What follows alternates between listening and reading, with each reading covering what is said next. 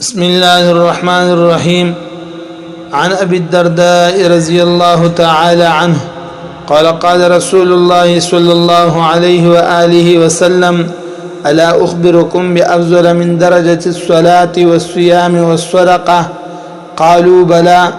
قال: إصلاح ذات البين وفساد ذات البين هي الحالقة. رواه مسند. ابو درداء رضی الله عنه د دې حدیث شریف راوی دی.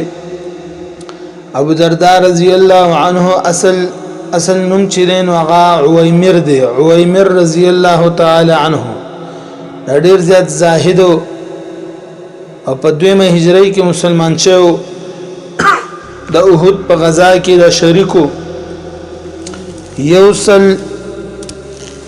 یو کم دیرش احادیث دونه نقل دي.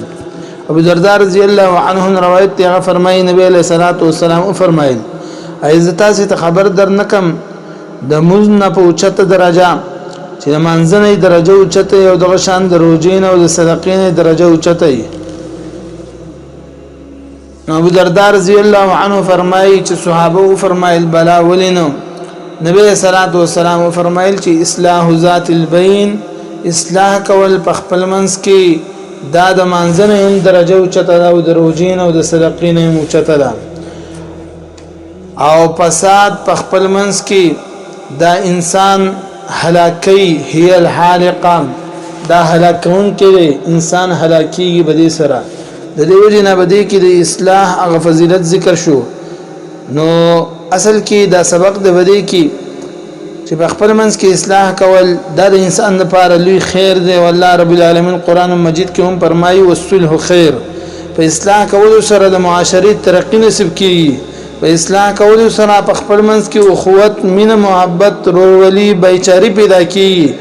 او په اصلاح کول سره د معاشرینه فسادونه ختميږي. د دې جنام ټول مسلمانانو خدمت کې د عرض دی چې کلم د یو دوه کسانو څخه خبر راشي د باغې کې شیطانی نه دی کول پکار، بلکې دغه مسلمانان دا جوړول پکار دي او لوی درجه انسانان تنسب کیږي. وصلی الله تعالی علی خیر خلقه محمد و آله وصحبه اجمعین.